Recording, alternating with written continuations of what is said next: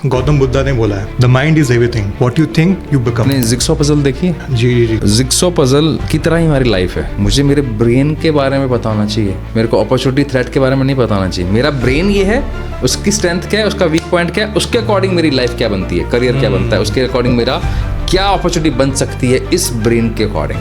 That is called the real sword. ये bill बात ना मुझे को आपकी मूवी याद आ गई, तारे ज़मीन पर कि ये पॉडकास्ट उसके फादर को देखना चाहिए कि बच्चों को ना अपने सहूलियत के हिसाब से बक्सों में डालते हैं, लेकिन हम ये भूल जाते हैं कि हर एक इंसान दुनिया में आया अपना एक पर्सनल बक्सा लेके।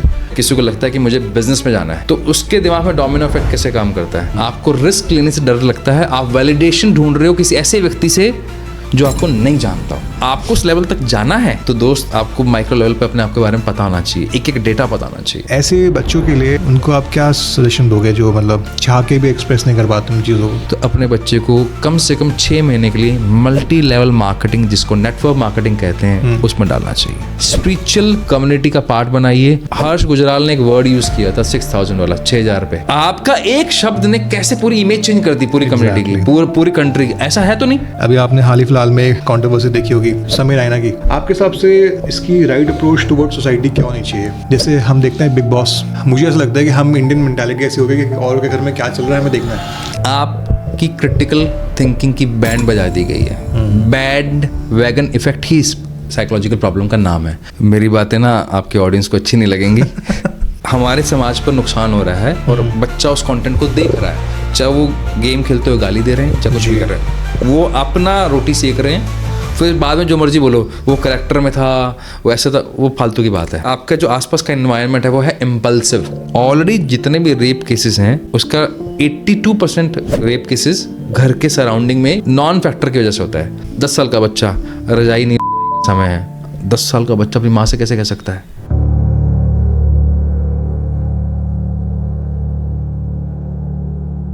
क्या आपने कभी सोचा है कि आपकी सोच का एक स्ट्रक्चर हो सकता है?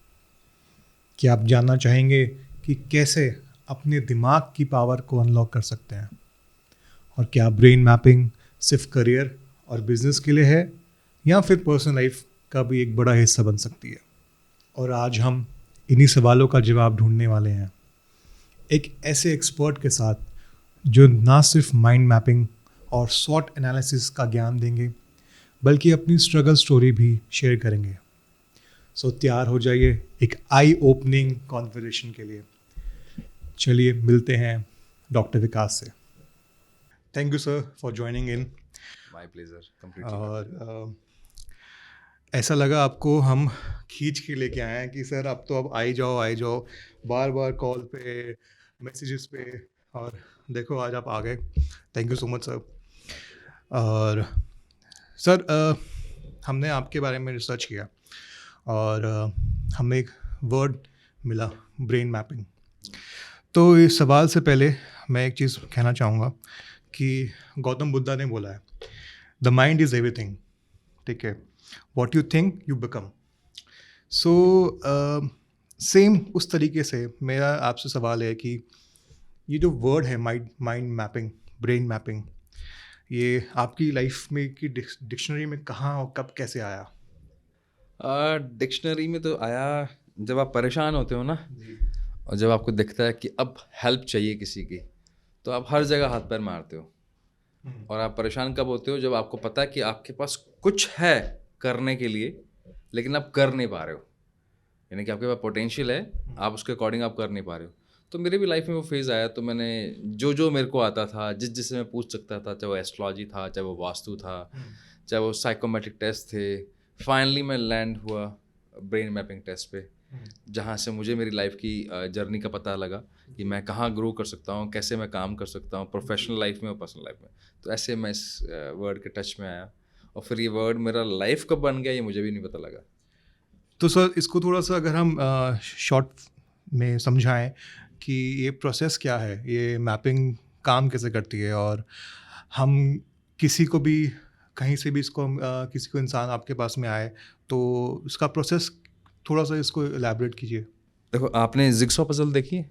जी। जिक्सो पजल की तरह ही हमारी लाइफ है। आपको अपना करियर सेट करना है, जी। आपको अपना रिलेशनशिप सेट करना है, आपको अपनी personal life professional life set करनी है, तो बहुत सारे पजल्स हैं। अब मान लो एक जिक्सॉ पजल के अंदर 1000 उसके टुकड़े हुए हैं, तो क्या आप बिना किसी रेफरेंस के, बिना किसी गाइडेंस के उसको जोड़ पाओगे? और अगर जोड़ भी दिए तो क्या टाइमलाइन में जोड़ पाओगे? क्योंकि कंपटीशन इसी का मतलब है। अगर आपको 1 घंटे में जोड़ने हैं तो आपके पास अगर रेफरेंस नहीं है, कोई गाइड करने वाला नहीं है, या आपके पास पूरी पिक्चर नहीं है, तो हम उसको जोड़ नहीं पाएंगे। तो माइंड मैपिंग क्या करता है, वो आपकी लाइफ के जितने भी तरह के पजल्स हैं, करियर, रिलेशनशिप, हेल्थ, वेल्थ, सबको एक शॉर्ट एक तरीके से आपको दिखाता है और आपको एक पाथ देता है, वो भी अनबायस्ड अप्रोच के साथ। यहाँ एक वर्ड है unbiased, non judgemental. Non judgement, जो सबसे बड़ा प्रॉब्लम है। मैंने अगर आपसे एक सवाल पूछा आपके बारे में जानने के लिए, तो मैंने उसके बेस पे एक अपना एक जजमेंट पास किया ना। मैं डिपेंड किस पे हूँ? आपके आंसर पे। और आप किस पे डिपेंड है? मेरे क्वेश्चन पे। तो यानी कि डिपेंडेंसी होगी, तो अनबायस्ड कैसे हो गया ये? तो हम बात करते हैं किसकी? ब्रेन मैपिंग की। क्यों? ब्रेन मैपिंग वैसा ही है, इसमें हम एक भी सवाल नहीं पूछते। हम ये देखना चाहते हैं कि आपको भगवान ने ब्रेन क्या दिया है। आपने डोमिनो इफेक्ट समझा है? डोमिनो इफेक्ट क्या होता है? एक टाइल गिरती है तो सारी टाइलें गिर जाती हैं। ऐसे ही मान लो जैसे आपने एक जर्नी शुरू की अभी पॉडकास्ट की, या किसी को लगता है कि मुझे बिजनेस में जाना है, तो उसके दिमाग में डोमिनो इफेक्ट कैसे काम करता है? पहला थॉट आया कि मुझे कुछ बड़ा करना है, जैसे एक थॉट आया तो उसने दूसरी टाइल को धक्का मारा, तो एक और पुश मिला, मैं कैसे करूं, क्या करूं, किधर जाऊं? फिर इसको और एक और पुश मिलता है, एक और धक्का मिलता है, अच्छा अगर मेरे को कोई गाइडेंस मिल जाए, कोई क्लैरिटी मिल जाए, तो मेरे पास एक रास्ता होगा कि मुझे कहाँ जाना है। तो वो डोमिनो इफेक्ट अगर आप चाहते हो कि स्ट्रक्चर्ड वे में आपको पता लग जाए कि कौन से थॉट के पास कौन सा थॉट आना चाहिए और कैसे उस पर काम करना चाहिए, तो that is a mind mapping, that is a brain mapping, जिससे आपकी लाइफ को बहुत स्ट्रक्चर्ड वे में आप अपने, इनफैक्ट मैं ये कह सकता हूँ, आप अपनी लाइफ के इवेंट्स को कंट्रोल कर सकते हो अगर आपको ये पता है कि आपकी स्ट्रेंथ क्या है, आपकी वीक पॉइंट्स क्या हैं, आप किन चीज़ों पे गुस्सा होते हैं, किन चीज़ों पे काम रहते हैं, आप किन लोगों के साथ मिलना अच्छा लगता है आपको और किन लोगों से मिलना अच्छा नहीं लगता। तो you can control your life incidents, you can control your decisions जिस माइंड मैपिंग से। That is a mind mapping. अभी जैसे आपने स्ट्रेंथ और वीकनेस की बात करी है, तो ये इसमें ही आपका कहीं ना कहीं एक और सुपर पावर में बोलूँ स्वॉट की, जो आप कि हमने पता किया कि आप एक उस तरीके से भी एनालिसिस करते हैं, स्ट्रेंथ, वीकनेस, अपॉर्चुनिटीज़ और थ्रेट्स। तो ये व्हाट इज़ दिस स्वॉट, क्या है ये चीज़ भी? मेरी बातें ना आपके ऑडियंस को अच्छी नहीं लगेंगी क्योंकि सबसे बड़ा मुझे लगता है कि बेवकूफ़ बनाने का काम ना स्वॉट है। अच्छा। मतलब ऐसा गधा बनाते हैं ये इस एनालिसिस के अंदर कि आप कभी उस लूप से बाहर ही नहीं आ पाते। ये मेरे साथ भी हुआ है। जब मैं पढ़ाई कर रहा था ना, तो जब अपने करियर को स्टार्ट कर रहा था, तो मुझे भी स्वॉट बहुत बार करवाया और मैं हर बार ना अपनी स्ट्रेंथ के बारे में लिखता था, होता उल्टा था। I am hard worker. अरे हार्ड वर्कर तो सुबह 10 बजे से पहले उठा नहीं जाता। आपके पास इतनी अपॉर्चुनिटीज़ है, आप ये कर सकते हो। हमें एक नहीं लग रही कि इस महीने की सैलरी कहाँ से आएगी, क्या कौन सी नौकरी करनी है, यहाँ पर रेंट कैसे देंगे, तो वो मैच नहीं करता था। प्रॉब्लम क्या है शॉर्ट के अंदर, जब आप बात करते हो स्ट्रेंथ की, वीक पॉइंट्स की, क्या ये प्रैक्टिकली पॉसिबल है कि मैं अपनी ही स्ट्रेंथ और वीक पॉइंट्स को इतना इंटरनली जान सकूं? अगर मैं जान लेता हूं तो फिर मैं तो ऋषि मुनि हो गया। तो वहाँ अगर ऋषि मुनि हूँ तो फिर मैं इस मटेरियलिस्टिक वर्ल्ड में क्या कर रहा हूँ? अगर मुझे पता होता तो फिर मेरे को स्वॉट की जरूरत नहीं थी ना। तो इसका तो ये हो गया कि मैं गलत व्यक्ति हूँ अपना ही स्वॉट करने के लिए। हाँ, लेकिन मुझे अगर आपका करना है तो मैं आपका स्वॉट कर सकता हूँ, क्योंकि मेरे पास एक बर्ड आई व्यू है। मैं आपको बाहर से देख रहा हूँ तो मैं आपको बता सकता हूँ दैट इज़ योर स्ट्रेंथ दोस्त, आपको ये करना चाहिए, आप इस तरह पॉडकास्ट ले लो, या आप इस तरह गेस्ट बुला लो, या आपके ये वीक पॉइंट्स हैं, इसको थोड़ा सा ओवरकम कर लो, because you are having a bird eye view. तो हम लोग जो स्वॉट करते हैं वो स्वॉट करते हैं फिंगरप्रिंट के ऊपर, क्योंकि अगर आपको बर्ड आई व्यू चाहिए, वो भी नॉन जजमेंटल, तो वहाँ से हम स्वॉट करते हैं कि आपके ब्रेन की स्ट्रेंथ क्या है। लाइक आपने एक शर्ट पहना हुआ है, इसका एक साइज़ होगा, मान लेते हैं एल साइज़ आपको आता है। अब मान लीजिए किसी को 36 वाले को मैं एल साइज़ पहनाऊँ, एस वाले को, उसको कैसा लगेगा? उसको एकदम खुला लगेगा है? और अब आपको मैं एस वाला साइज़ पहनाऊँ तो आपको घुटन महसूस होगी, सफोकेट महसूस करोगे, यानी कि या तो ओवर थिंकिंग हो जाएगी या फिर एंजाइटी हो जाएगी, या फिर सफोकेटिंग हो जाएगा।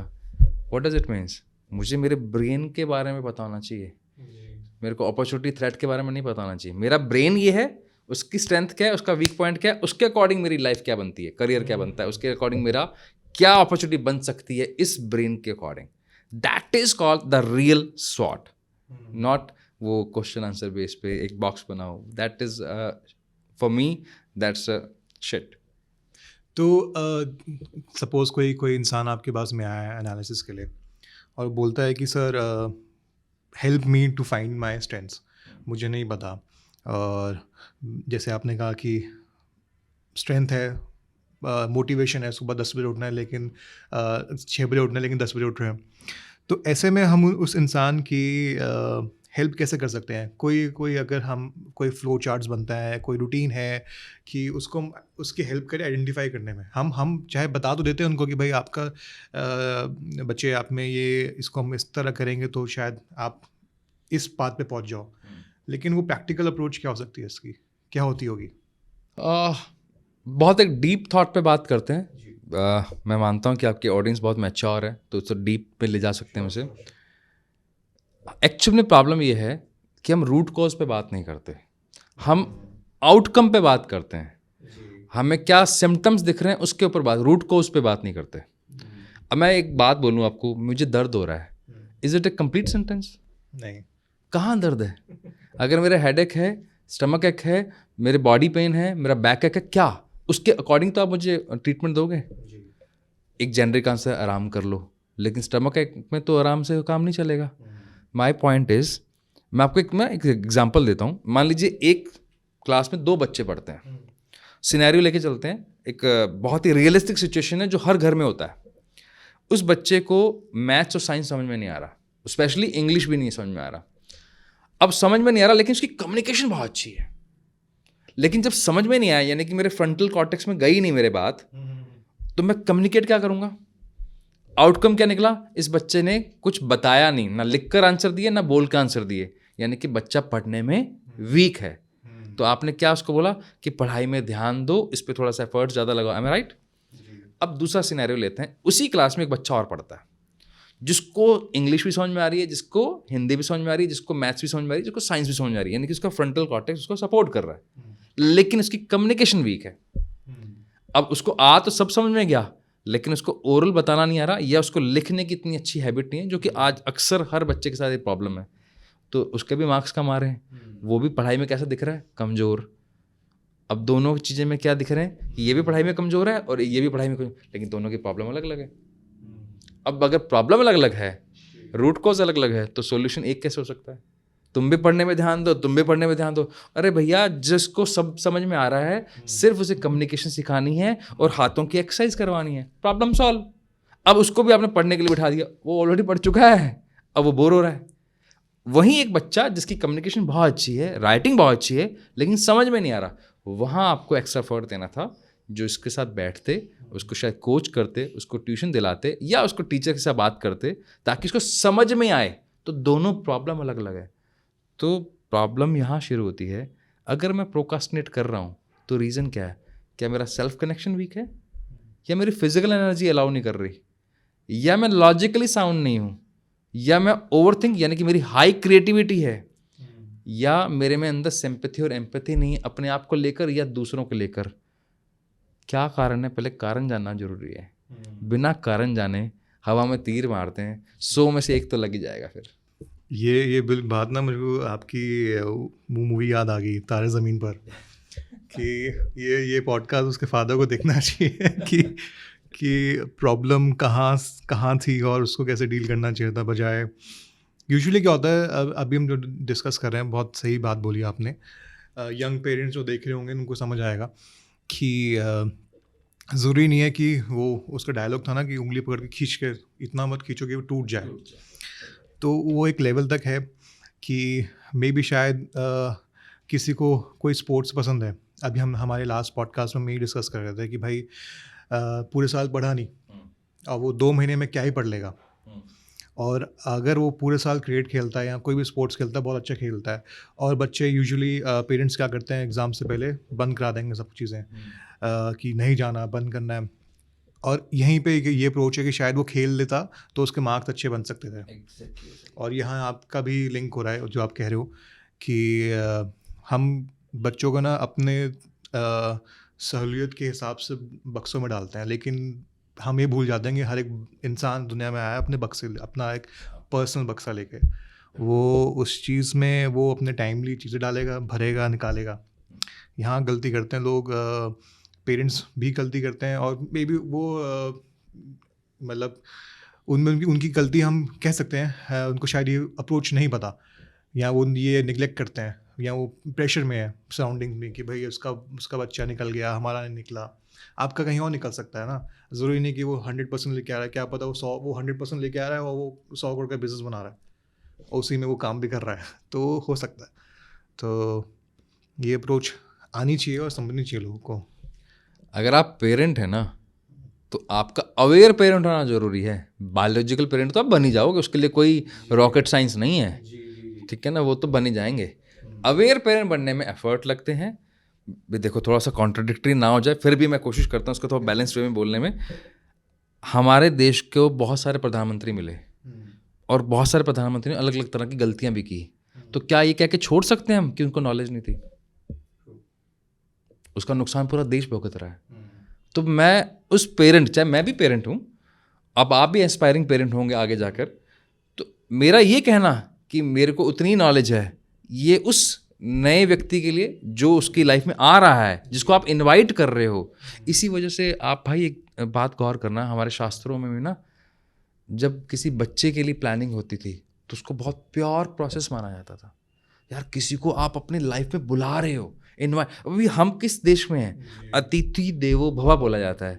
तो यानी कि एक गेस्ट के लिए हम भगवान मानते हैं, और एक बच्चे को आप अपने गर्भ में जगह दे रहे हो, अपने घर में जगह दे रहे हो, अपनी ज़िंदगी में जगह दे रहे हो, जिस पे आप डिपेंड होने वाले, उसके लिए इतनी मेहनत नहीं कर सकते कि बिकम ए अवेयर पेरेंट। और आजकल इतने अच्छे अच्छे वीडियो, इतनी अच्छी नॉलेज आ रही है, थोड़ा सा एफर्ट लगाइए ताकि उस बच्चे के साथ आपका बॉन्ड स्ट्रांग बने। हमें हमें हमारी मेंटालिटी ऐसी हो गई है अभी कि हमें ना तुरंत सामान चाहिए। जैसे अभी इसी का एग्जांपल ले लो, ब्लिंकिट में हमें 7 मिनट के अंदर सामान आ गया, तो हम कोशिश करते हैं कि अगर कोई बच्चा तकलीफ़ में है तो भाई उसकी तकलीफ़ 10 मिनट में सॉल्व करो। ऐसा हो नहीं सकता। बहुत सारी चीज़ों में नहीं हो सकता। हाँ, मतलब यूजुअली हम लेवल्स नहीं देख पाते कि उसके बच्चे के हिसाब से वो प्रॉब्लम तो बड़ी हो सकती है ना। अगर वो कुछ आ रहा है कि भाई पापा मम्मी मुझे स्कूल में बुली होता है, तो क्या करें, कोई बात नहीं बेटा, ये हम भी हुए थे, ये आंसर नहीं है ना, ये प्रॉब्लम का सॉल्यूशन नहीं है। जब हम हुए थे तब की सिचुएशंस अलग थी, और अब जब हो रहे हैं तब की सिचुएशन दिन रात का फ़र्क है बहुत। अब जैसे जैसे टाइम चेंज हो रहा है, हम फास्ट पेस लाइफ में आ चुके हैं ना, तो ये चीज़ों को हमें बहुत गहराई के साथ समझना चाहिए। चलिए, ये तो मज़ा आ गया बात करके। एक चीज़ और मैं आपसे चलो पूछता हूँ अभी जो आप इतना सारा विजडम शेयर कर रहे हो हमारे साथ में, मैं उस मिस्टर विकास से बात करना चाहता हूँ जो 15 साल पहले थे। आपकी लाइफ का वो क्या स्ट्रगल था कि जहाँ पे आपको लगा कि ठीक है, आपने जैसे बताया आपने बैंक में भी काम किया हो, और वो छोड़ के आज आप बहुत लोगों की हेल्प कर रहे हो, उनको एक राइट पाथ देने की कोशिश कर रहे हो कि वो एक आपका काम एक डायरेक्शन देना है, उनको चलने का काम उनका ही, आप यहाँ तक उनको लेके आ रहे हो, और लिटरली आप उंगली पकड़ के लेके आ रहे हो, आप फिंगर टिप्स के एनालिसिस करते हो, आप उंगली पकड़ के लेके आ रहे हो उनको। तो वो स्ट्रगल आपका कैसा था, क्या था, और उसने आपको कैसे ट्यून किया? देखो, स्ट्रगल पता कब होता है? जब आप ना सही लाइन में नहीं होते। मुझे ना राघव जुआल हैं, जो DID के होस्ट भी रहे हैं, उत्तराखंड से हैं। मुझे उनकी कुछ बातें, मुझे उनकी इतनी, मतलब मुझे ऐसा लगता है कि वो साइकोलॉजिकली कितना एडवांस है। राजपाल यादव हो गए, वो भी बहुत एडवांस लगते हैं मुझे। वो ये बोलते हैं, यार आपको पता है कि आप डांसर हो, डांस आपकी लाइन है, और आप जब उसके लिए मुंबई आ रहे हो तो आप अपने पैशन के लिए आ रहे हो ना, तो स्ट्रगल कैसे हो गया? हो सकता है 2 दिन खाना ना मिले। स्ट्रगल क्यों है? स्ट्रगल कब होता है? मुझे डांसर नहीं बनना और आप मुझे अब लेके जा रहे हो और 2 दिन खाना नहीं दे रहे हो, दैट इज़ अ स्ट्रगल। अब जैसे आप इस पॉडकास्ट जर्नी को बहुत पसंद करते, जब आप क्रिकेट खेलते थे तो क्रिकेट के अंदर आपको हो सकता है 2 घंटे एक्स्ट्रा लग जाते थे आपके टाइम के अकॉर्डिंग। आपको शायद वेट करना पड़ता था, ग्राउंड भी क्लीन करना पड़ता था, सारे काम करने पड़ते हैं। क्या वो स्ट्रगल था? That is a part of that learning. वो स्ट्रगल नहीं था। लेकिन अब आपको बोल दिया जाए, अब वो स्ट्रगल है, क्योंकि आप वो लाइन में नहीं हो अब आप।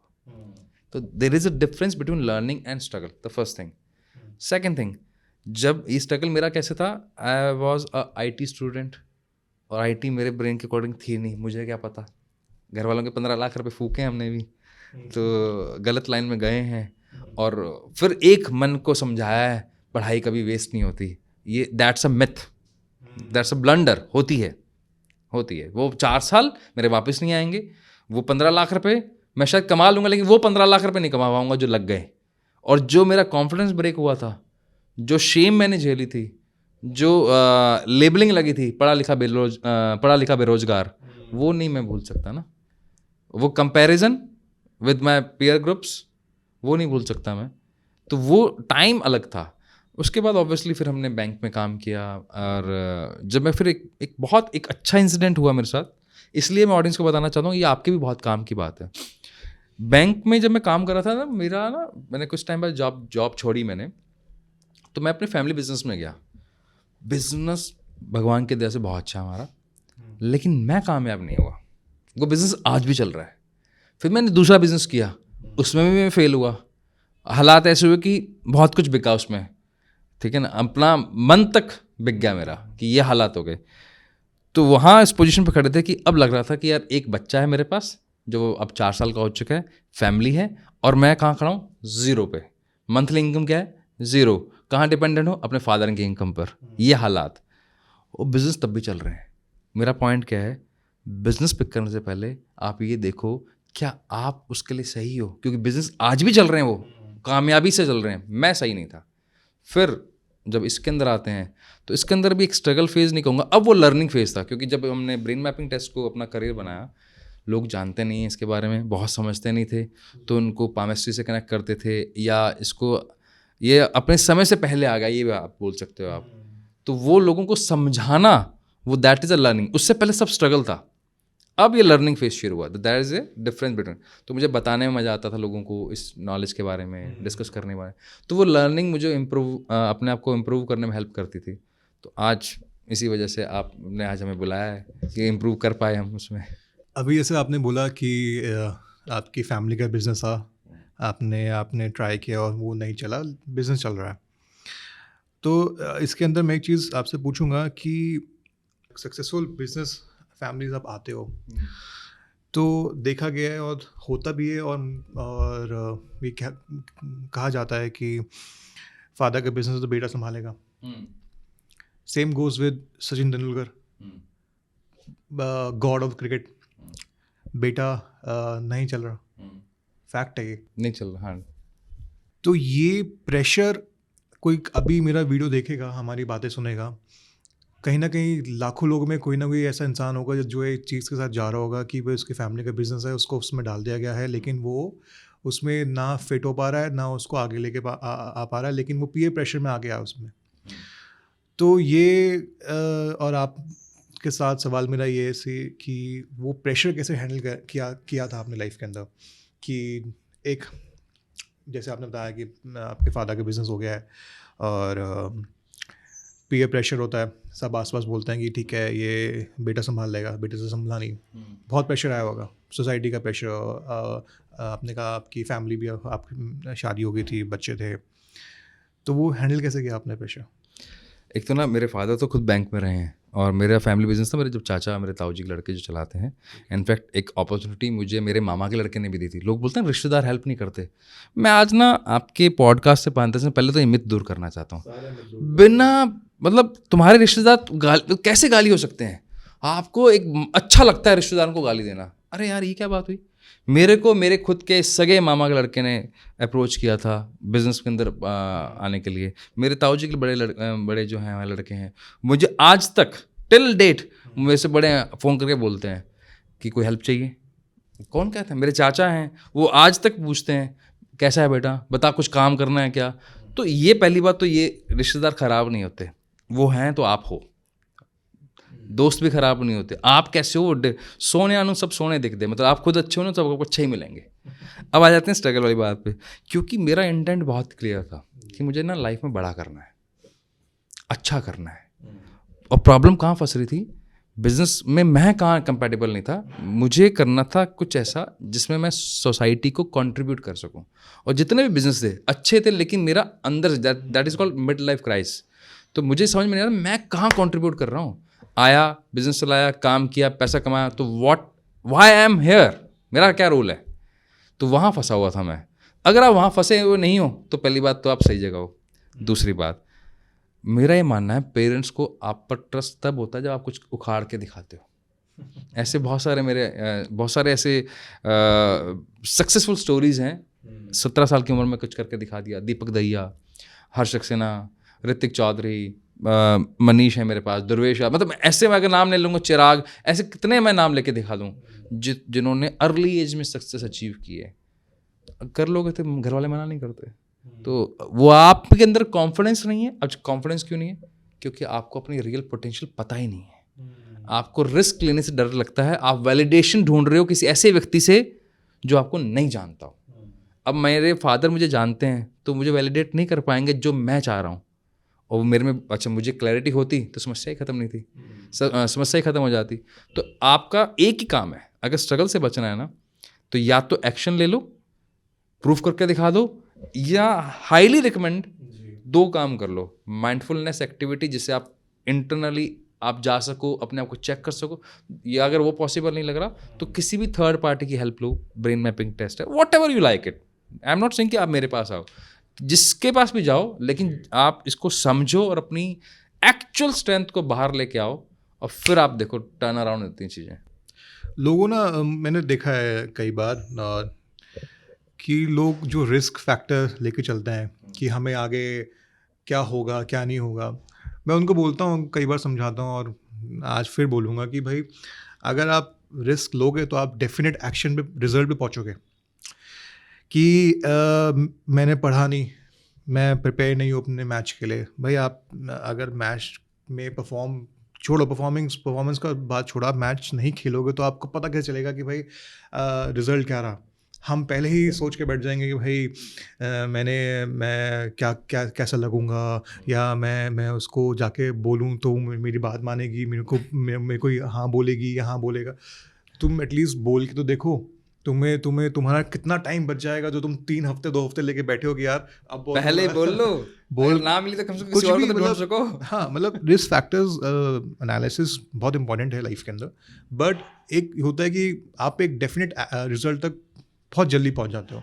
उसके बाद में आपका जो आप मे बी शायद 2 हफ्ते लगाए हाँ बोलने में, आप वेट करो, फिर आप कम से कम बोल दो टाइम। गाड़ी तो स्टार्ट करो। हाँ, गाड़ी स्टार्ट करो, गियर लगाओ, गाड़ी बढ़ाओ, जर्नी चलती रहेगी आपके साथ साथ।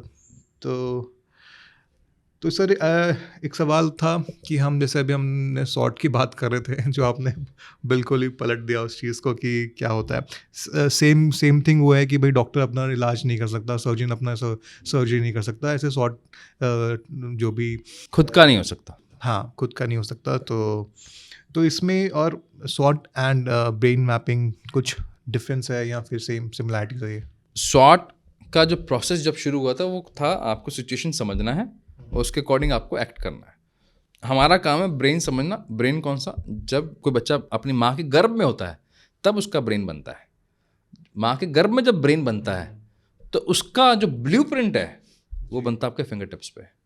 तो हम उस ब्लूप्रिंट को समझते हैं, हम आपके ब्रेन को डिकोड करना समझते हैं कि ब्रेन का स्ट्रक्चर क्या है, साइज क्या है, डेंसिटी कैसी है, उसके अकॉर्डिंग आपको गाइडेंस देते हैं हम उसको। तो इसमें कोई स्पेसिफिक एज के बाद ही स्टार्ट कर सकते हैं या कभी भी किसी को 30 साल की उम्र में करवाना हो? Any as. वैसे तो मोस्टली स्टार्टअप फाउंडर्स करवाते हैं ताकि अपने स्टार्टअप को नेक्स्ट लेवल पे ले जा सकें। अदर फाउंडर्स करा रहे हैं ये चीज़ें? फाउंडर्स करवा रहे हैं, अपने एम्प्लॉयज़ के लिए करवा रहे हैं, बिकॉज हम 3 C's पे काम करते हैं। The first is career choice. मतलब 3 साल से ऊपर किसी बच्चे को जब करियर लेना है, 5 साल का बच्चा स्विमिंग के लिए जा सकता है, 6 साल का बच्चा योगा के लिए जा सकता है, 8 साल का बच्चा क्रिकेट के अंदर एंटर कर लेता है। तो आपको कैसे पता लगेगा कि कौन सा स्पोर्ट उसके लिए अच्छा है, कौन सा एकेडमिक है? वो तो 16-17 साल की उम्र में पता लगेगा। गेम तो अब डिसाइड होगा। मैं आज 14 साल के बच्चे को क्रिकेट में नहीं डाल सकता ना, उसके लिए 8-9 साल की उम्र में उसको लगना पड़ेगा। कंपटीशन भी है और स्किल भी तभी डेवलप होती है। स्विमिंग हो या कोई भी स्पोर्ट हो, कैसे पता लगेगा? हिट एंड ट्रायल तो नहीं कर सकते। वैसे म्यूजिक में अगर डालना हो तो कब पता लगेगा? तो यानी कि आपको पहले सी पे हम काम करते हैं, आपके करियर की डायरेक्शन बताते हैं, ठीक है। तो 3 साल से ऊपर किसी के लिए भी, सबके लिए। फिर दूसरा सी आ जाता है जब आपको कन्फ्यूज़न हो रहा हो अपनी लाइफ में, ठीक है ना, कैरियर कन्फ्यूजन्स हैं। मैंने करियर ले लिया, मैंने साइंस ले ली, मैंने इंजीनियरिंग कर ली, अब क्या करूँ, मेरे से नहीं हो रही है। मैंने डॉक्टर बन गया, मैं ऐसे बहुत सारे डॉक्टर्स का एग्जांपल दे दूंगा, 41 की एज में इन्होंने अपनी प्रैक्टिस छोड़ी है। 41 की एज में 9 साल की स्टडी करने के बाद, 12 साल अपनी प्रैक्टिस करने के बाद अपनी स्टडी छोड़ दी, अपनी जॉब छोड़ दी, अपना करियर छोड़ दिया, किसी और करियर में एंटर हो गए। बहुत सारे डॉक्टर जो मॉडल बन गए, आर्टिस्ट बन गए। अब अभी कितना सरप्राइजिंग लगता है, लेकिन वो सफोकेट फील कर रहे हैं। एक ही ज़िंदगी मिली है और सारी ज़िंदगी घुटन, क्यों? क्योंकि सामने वाला जज करेगा। और तीसरा सी होता है हमारा प्री वेडिंग काउंसलिंग और post wedding counselling, couples counselling जिसको बोलते हैं। तो नो द इमोशनल कंपैटिबिलिटी। तब अगर मुझे स्टार्टअप रन करना है और मुझे फाउंडर चाहिए या मुझे पार्टनर चाहिए, मुझे पता तो होना चाहिए ना कि if I am a logical person तो मुझे विजनरी चाहिए। अगर वो सामने वाला विजनरी है तो मुझे कोई ऐसा चाहिए जो क्रिएटिविटी के साथ साथ थोड़ा सा इमोशनल बैलेंसिंग भी आती हो। साथ में सीईओ किसको बनाओगे? जिसके पास ईक्यू, इमोशनल क्वेश्चन ज़्यादा है, या जिसको आईक्यू ज़्यादा, यानी कि जिसको लगता है कि बात करनी आती है। तो दोनों चीज़ें अलग अलग काम है। तो आप सीटीओ किसको बनाने वाले हो? आप हायरिंग कर रहे हो, हायरिंग सीवी की एक रेज्यूम के बेस पे कर रहे हो, इसी वजह से स्टार्टअप को नुकसान हो रहा है। अगर आप ये देख लो कि सब ब्रेन कंपैटिबल है क्या। एग्जाम्पल के तौर पे, बच्चे ने MBA कर लिया सेल्स एंड मार्केटिंग में, आपने उसका रेज्यूम देखा, आप कैंपस रिक्रूटमेंट करने गए, आपने हायर कर लिया। 3 महीने बाद पता लगता है यार इसको तो नए लोगों से बात करने में हिच होती है, ये तो किसी से भी इसको एफर्ट बहुत लगते हैं। और 3 महीने बाद उसको पता लगता है, बच्चे को भी पता लगता है, अरे यार ये तो बड़ा मुश्किल काम है, कैसे मैं बात करूँ नए लोग से। मार्केटिंग मैंने MBA कर लिया, मेरे को ज़िंदगी में कभी रिस्क लेने नहीं दिया, मैंने रिस्क मैनेजमेंट में MBA कर लिया। तो अब मैं उस जॉब के लिए फिट नहीं हूँ, फिटमेंट का इशू हो गया। स्टार्टअप को बेचारे को नुकसान हो गया क्योंकि 3 महीने की सैलरी देनी पड़ गई। अब वापस एक नया बच्चा ढूंढना पड़ेगा, नई हायरिंग करनी पड़ेगी, यानी कि 6 महीने वो पीछे हो गया अपनी रन रेट से। क्या पता उसके बाद पैसा ही ना बचाओ। तो सही हायरिंग के लिए आपको ब्रेन का पता होना जरूरी है, वो पहले पता लग जाता है। ये सर ये कहानी घर घर की है। अगर हम जैसे अभी आपने बताया एक फैमिली बिजनेस था आपका, फिर आपको उसमें डाला गया, ऐसे कितने ना जाने कितनी घर की कहानियां हैं जहाँ पे पेरेंट्स कुछ काम कर रहे हैं तो वो बिना सोचे समझे, हाँ अगर कोई डॉक्टर है तो बच्चे डॉक्टर ही बनेंगे, हम डॉक्टर ही बनेंगे। बच्चों से पूछ लो, क्या पता बच्चा कहे कि भाई पापा मैं बहुत अच्छा क्रिकेट खेलता हूँ, या मैं डिबेटिंग में बहुत अच्छा हूँ, मैं पॉलिटिक्स में जाना चाहता हूँ। तो ये तो मतलब मेरे हिसाब से इसको स्कूल की पढ़ाई में डालना चाहिए इस चीज़ को, या काउंसलिंग होनी चाहिए 10th के बाद। पहले होती थी भाई, पहले जब किसी बच्चे को किसी गुरु के पास लेके जाया करते थे, जब गुरु शिष्य पद्धति चलती थी, तो पेरेंट का कोई हक नहीं था ये बोलने का ये करवाओ। गुरु बताते थे क्योंकि उसके पास नॉलेज ज़्यादा थी। गुरु बताते थे कि इस बच्चे के पास ये नॉलेज है, इस बच्चे के पास ये स्ट्रेंथ है। आप महाभारत उठा लो, आप रामायण काल उठा लो, क्या सभी को धनुष चलाना आता था? आता होगा, लेकिन पारंगत एक जना होता था। क्या सभी को भाला चलाना आता था? पारंगत एक, मतलब आपको आते सब हैं, लेकिन किसी एक चीज़ में आप एक्सपर्टाइज हो, मास्टर एक के हो, jack of all master of none नहीं है। तो वो कौन डिसाइड करता था? वो गुरु डिसाइड करता था। एक एग्जांपल है, मैच नहीं करेगा इसमें, बट हाँ अफ्रीकन, बहुत सारी अफ्रीकन ट्राइब्स हैं, जैसे मेजरली सारी ट्राइब्स में जो ट्राइबल लोग हैं बिल्कुल अलग हट के दुनिया से रह रहे हैं अभी भी। उनमें जब वो शिकार पे जाते हैं तो उनमें एक ही बंदा होता है फ्रंट में जो सबसे पहले हथियार उठा के शिकार करता है, बाकी कोई नहीं करता। तो सेम चीज़ें भी कहीं ना कहीं वो है कि अपनी स्ट्रेंथ या फिर अपना डायरेक्शन सबको मिल जाता है। आप किसी भी गेम को उठा लो, स्ट्राइकर किसे बनाओगे? क्या फुटबॉल सबको खेलना नहीं आता? उस टीम में जितने प्लेयर्स हैं, क्या सबको फुटबॉल नहीं आता? स्ट्राइकर एक क्यों बनाया? क्योंकि उसकी स्ट्रेंथ है। किसने बताया? कोच ने। सचिन तेंदुलकर बनने गए थे बॉलर, बने बैट्समैन।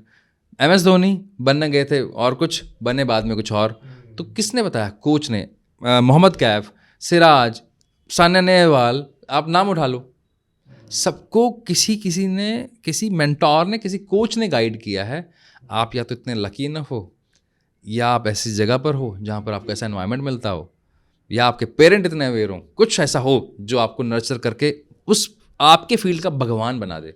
एवरेज बहुत सारे हैं, भगवान तो सुप्रीम पावर एक ही है, यूनिवर्स। तो अभी आपको हाल ही फिलहाल में कोई मौका मिला है कि ऐसे स्कूल में जाके आपने सेशंस दी हों? और क्योंकि मेरे टाइम पे, मेरे स्कूल के टाइम पे ये सब नहीं होता था। हमारे टाइम पे वो सिखाया जाता था कि जैसे आप, जब नया नया फेसबुक आया था, कि आप पोस्ट करते हो तो ऐसा पोस्ट मत करो कि क्योंकि लोग देखते हैं। फॉर एग्जांपल कि आज मैं जा रहा हूँ वैष्णो देवी, पोस्ट कर दिया, ठीक है, और आपका पेज ओपन है, कोई भी देख सकता है। आप पहुँचे वैष्णो देवी, पहुँचते ही घर खाली, पीछे से ख़त्म। ये भी हुआ है। हाँ, तो ये हमें ये वाली ट्रेनिंग दी जाती थी कि इसको प्रैक्टिकल कैसे दे। बट मुझे लगता है कि जो आप बोल रहे हो ये भी एक बहुत बढ़िया प्रैक्टिकल अप्रोच है।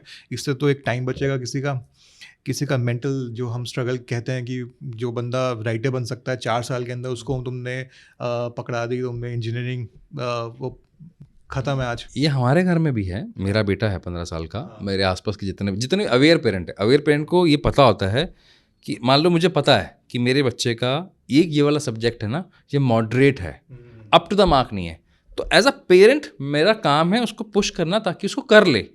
लेकिन इंटरनली मेरा क्या है, ये मेरे को क्लैरिटी है कि इसको एफर्ट लगेगा, तो अब मैं उसको जो पुश कर रहा हूँ तो उसको सपोर्ट में कर रहा हूँ, उस पर इंटेंट पे डाउट नहीं कर रहा। अब मेरे बच्चे का बॉन्ड कैसा है, स्ट्रांग है। यही हर पेरेंट का काम है। तो स्कूल्स में हम सेशन काफ़ी टाइम से ले रहे हैं, लेकिन इंडिया ना बहुत बहुत डाइवर्सिफाइड है। तो हमारे जो टायर 1, कहना आसान है कि ये टायर 1 है, कुछ टायर 1 में अप्रोच जो है मेट्रो वाली है, और कहीं यही मेट्रो में ऐसे जैसे हैं जो जिनकी अप्रोच टायर 3 वाली है, बहुत पुरानी है। तो बहुत तरह का, बहुत डाइवर्सिफिकेशन है। स्कूल्स में हम सेशंस पिछले 7-8 साल से ले रहे हैं। हमारा मेन काम रहता है, हम एक मिशन चलाते हैं, उस मिशन का नाम है मिशन सफाई। सफाई stands for stress anxiety free all India. That is my mission, that is my life goal. और उसके लिए हमने इसको अलग अलग पैरामीटर्स में डिवाइड किया हुआ है। थ्रू काउंसलिंग, थ्रू वर्कशॉप्स, हम बेसिक चेक करने की कोशिश करते हैं कि ये बेसिक ट्रेट है जिसकी वजह से स्ट्रेस आएगा ही आएगा, उसको ख़त्म कर दो उसको पहले ख़त्म कर दो। अब बड़ा स्ट्रेस है, उसके लिए झेलने के लिए बैठे, तो उन चीज़ों पे हम काम कर रहे हैं, अर्ली एज पे ही एनकाउंटर करने की कोशिश कर रहे हैं। हाँ, बेसिकली मतलब आप कह रहे हैं कि किसी को चोट लगनी है, डेफिनेट लगनी है, लेकिन आप बता सकते हो कि ये ऐसे काम करेगा तो शायद सिर्फ कट लगेगा, बच जाएगा, ये करेगा तो एक्सीडेंट हो जाएगा। भाई आप सड़क पर चलोगे एक्सीडेंट हो जाए। अब मैंने हेलमेट, हमारा काम है हेलमेट पहनाना, आपको सीट बेल्ट लगवाना, ताकि इंटेंसिटी कम हो जाए।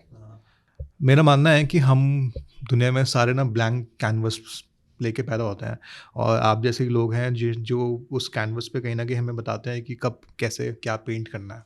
हाँ, हमें कई बार एक बहुत अच्छा वर्ड मिला था, मुझे बहुत अच्छा लगता है। वो कहते हैं you are an architect. Architect का काम है, इंटीरियर डिज़ाइनर का काम है आपके घर को सुंदर बनाना, एस्थेटिकली गुड बनाना। हमारा काम भी वही एक्चुअली, आपकी लाइफ को सुंदर बनाना, बस उसमें हम आपको हेल्प करते हैं।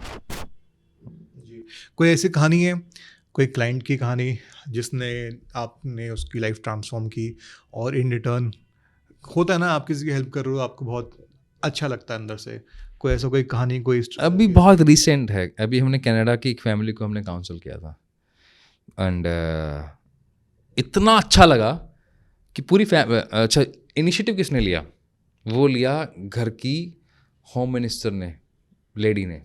लोग बोलते हैं ना मैन के पास, लेडी ने डिसीजन लिया कि मुझे करवाना है, और उन्होंने कॉल किया हमें, टीम ने हमसे कनेक्ट करवाया, हमने बात करी कि मुझे सबका करवाना है। मैंने कहा आप पहले अपना करा के, नॉर्मली होता है ना मैं पहले देखूं तो सही, नया है एक्सपीरियंस लेकिन क्या, नहीं आप पैसे बोलो, पैसे ट्रांसफर है आपके अकाउंट में, करवाएंगे हम सबका। 8 जनों का करवाया उन्होंने, अपनी पूरी फैमिली का। और इंटरेस्टिंग, फिर वो कनाडा से आती है, फ्लाई करती हैं अपनी बेटी के साथ। अभी पिछले हफ्ते की बात है, बबली पूर्वा नाम है उनका, अपनी बेटी अर्श के साथ आई थी वो। मुझे जो फील हुआ ना, दैट इज़ माई इनकम, क्योंकि वो आना, मिलना, उनको ये लग रहा है, अच्छा उनको क्या लग रहा है कि विकास टाइम दे रहा है, उनको नहीं पता, अरे भाई मैं खुद चाह रहा हूँ, क्योंकि ये जो एक्सपीरियंस है जो मेरे ब्रेन में जा रहा है, जो मेरी बॉडी में आ रहा है, ये मैं लाइफ लॉन्ग नहीं भूलने वाला। एक्सचेंज ऑफ एनर्जीज होती है ना, बहुत इंपॉर्टेंट है वो। तो वो वाला एक्सपीरियंस मैं ज़िंदगी भर नहीं भूल सकता। एक हमें BSF के डिप्टी कमांडर हैं Pramod ji, I don't know कि मुझे उनके बारे में ज़्यादा डिटेल में, लेकिन हाँ मैं एक्सपीरियंस शेयर कर देता हूँ एक्सपीरियंस ये था कि एक BSF का एक बहुत बड़ा खाना होता है, वहाँ पे I was the only one as a civil जहाँ मुझे बुलाया गया। तो वो एक्सपीरियंस कि जो उनकी तरफ से प्यार मिला, फिर हमें एक लंच पे बुलाया गया, तो वो जो इनकी लाइफ को नज़दीक से देखने का मौका मिलता है जब आप एज अ गेस्ट होते हो। तो ये ऐसे एक्सपीरियंस तो बहुत सारे होते हैं। तो ये हमारा, ये कह सकते हो आपकी that is a cherry on the cake for us, कि हम उस लाइफ के कई बार हम भगवान को शुक्राना करते हैं कि किस काम में डाला है यार, मतलब कम से कम ऐसे काम में डाला है, हम किसी टाइम बाउंड में काम नहीं करना, और किस बातों का हमें पैसा मिलना है, कम्युनिकेशन का पैसा मिलना है, गाइड करने का पैसा मिलना है, और वहाँ सामने से आपको अप्रिसिएशन मिलता है, प्यार मिलता है, मोहब्बत मिलती है, रिश्ते बनते हैं। मैं आपको छोटी सी एक बात बताता हूँ, मेरे लिए लाइफ चेंजिंग है। जब आपने रिस्क की बात करी थी, मैंने आपको बैक स्टेज बताया था कि मैं 1 साल भी नहीं हुआ मुझे यहाँ शिफ्ट हुए। आई एम फ्रॉम राजस्थान, मैं नोएडा शिफ्ट हुआ। मेरे सारे कनेक्शन, सारे रिश्ते इसी से बने हुए हैं, और जो मुझे नेक्स्ट लेवल की हेल्प मिली है, नेक्स्ट लेवल का प्यार मिला है, वो सिर्फ इसी से मिला है। तो you should take some effort. जो रिस्क की आप बात कर रहे थे, लोग तैयार बैठे हैं आपको मदद करने के लिए। एक ना बहुत बचपन तो नहीं, 12th क्लास की बात है, मैंने ऐसे ही फेसबुक पे एक पिक्चर देखी थी। वो पिक्चर में दिमाग में ना मतलब टैटू हो चुका है। वो था कि एक बच्ची है छोटी सी पिक्चर के अंदर, वो रो रही है, उसके हाथ में छोटा सा टेडी बियर है, रो रही है कि मेरे को टेडी बियर चाहिए। सामने फ़ोटो के अंदर एक बोल सकता हूँ जीसस थे फ़ोटो के अंदर। वो उन्होंने पीछे ऐसे हाथ में ना इतना बड़ा टेडी बियर रख रखा है, और वो उसके लिए रो रही है। तो मेरे को एकदम से हिट हुआ, और मेरे को बाद में जाके जब मेरी लाइफ के स्ट्रगल्स आए, जब मुझे बहुत लोगों ने छोड़ा, मेरे फ्रेंड सर्कल से मैं अलग हुआ, फिर मेरा करियर डिफरेंट और चीज़ें, तो मेरे को समझ आया कि हम इंसान 10 रुपए के पीछे भागते हैं कि नहीं हमें कुछ भी करके करना है, लेकिन हम ये भूल जाते हैं कि कहीं ना कहीं कोई सुप्रीम पावर यूनिवर्स में हमारे लिए 100 रुपये लेके बैठा है कि बेटा तू जितनी कोशिश कर ले, तू 10 रुपये के लिए नहीं है, तुझे 100 रुपये मैं दूंगा, बट तू वहाँ तक पहुँचना। कि मेरे फादर पुलिस में, वो एक चीज़ बताते हैं कि यार बैटल ना आपकी है। वो हमें, जैसे मैं क्रिकेट खेलता था तो अच्छे लेवल मैंने खेला, स्टेट पे में पहुंचा, फिर मैंने काफ़ी सारे कैंप्स में IPL में मैं गया हूँ।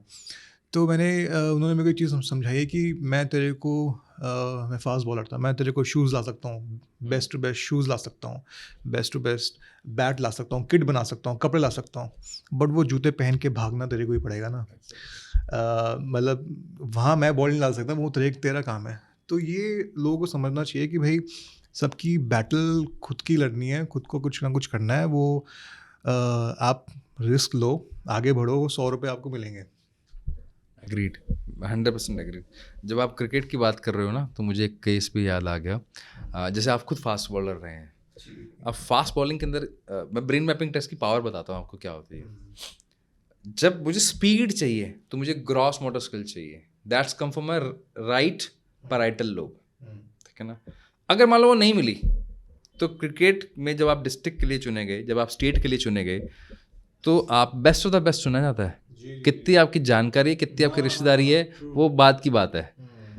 तो वहाँ अगर मेरी नहीं है, वहीं 2 लड़के एक ही एकेडमी में प्रैक्टिस कर रहे हैं, जिसके पास है पहली बात तो वो चुना जाएगा, जिसके पास नहीं है वो चाहे 8 घंटे प्रैक्टिस कर ले, एफर्ट बहुत लगेंगे।